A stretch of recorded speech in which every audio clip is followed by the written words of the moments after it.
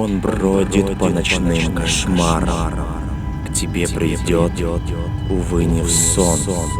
И не один, и ходит пара, без головы приходит он. Эту историю мне рассказала моя подруга Нэнси. К моему большому сожалению, в прошлом году ее не стало. Она умерла, сидя в тюрьме. Жизнь так сложилась, что ее родители погибли больше 10 лет назад. По словам Нэнси, их застрелили в одном из темных переулков. После этого она осталась жить с бабушкой до того момента, пока не поступила в университет в другом городе, и там ей предоставили комнату в общежитии. Нэнси была и радостна, и грустна одновременно. Она любила проводить вечера с бабушкой и слушать ее истории. Именно этих моментов так не хватало студенческой жизни. Спустя месяц Нэнси получила посылку от бабушки с письмом, прикрепленным к ручке сумки. В нем бабушка написала все свежие новости и описала свое самочувствие, а в конце письма добавила небольшое примечание. В этой сумке подарок. Не открывать до 12 ноября. Именно в этот день у моей подруги был день рождения. Нэнси безумно любила сюрпризы и поэтому отложила сумку под кровать и старалась о ней не вспоминать. Следующую ночь Нэнси всегда вспоминала с ужасом. В 3 часа ночи она услышала шаги, будто кто-то ходил по ее комнате. Она боялась открыть глаза. В комнате она жила одна, а дверь всегда закрывала на ключ. Это одно из правил общежития. Собравшись с духом, Нэнси все-таки открыла глаза. Но никого не было. Комната была пустая. «Может, эти шаги мне приснились?» – подумала Нэнси, чтобы успокоить себя. Утром она проснулась, но не из-за будильника, а из-за жуткой вони в комнате. Даже в туалете пахло поприятнее. Нэнси вспомнила, что ночью она слышала чьи-то шаги в комнате. Она не могла понять, это был сон или реальность. Но когда она посмотрела на пол, ее ноги свело от ужаса. Вся поверхность была покрыта следами чьей-то обуви. Она побежала к двери и увидела, что та закрыта изнутри.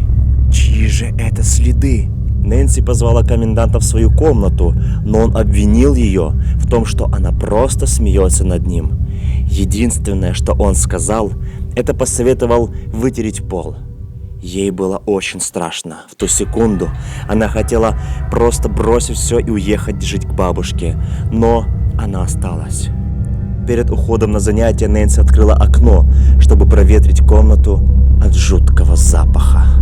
Девушка рассказала свой ночной кошмар парню, который сидел рядом с ней. Он сразу же предложил решение.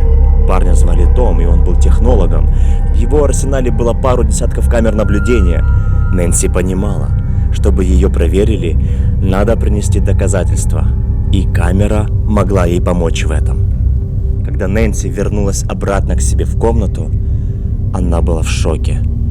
Вонючий запах так и не ушел из ее комнаты, а наоборот, усилился. Но для девушки сейчас это было не главным. Она установила камеру в верхнем левом углу своей комнаты. Запах стал настолько сильным, что Нэнси даже не смогла поужинать. Поэтому она просто легла спать. В 3 часа ночи ситуация снова повторилась. Девушка услышала чьи-то шаги, а когда открыла глаза, в комнате никого не было. Она решила сразу посмотреть видео с камеры наблюдения, и в этот раз у нее свело не только ноги, но и все тело. В кадре было видно, как ужасное существо без головы смотрит прямо в камеру и рукой показывает на сумку с подарком, стоящую под кроватью. Девушка сразу же достала посылку и одним движением открыла ее. От того, что Нэнси увидела, она просто упала и ударилась головой. В сумке, где должен был лежать ее подарок, была голова ее любимой бабушки. Через месяц девушку приговорили к 8 годам лишения свободы. Экспертиза показала, что бабушка была убита именно в тот день, когда они с Нэнси виделись в последний раз. В тюрьме Нэнси провела года, а затем ее сердце остановилось, и она умерла. Каждый раз, когда я навещал ее, она со страхом сообщала мне, что безголовое существо приходит к ней в камеру каждую ночь. Будьте осторожны, прислушайтесь, может, в вашей комнате тоже слышны шаги по ночам.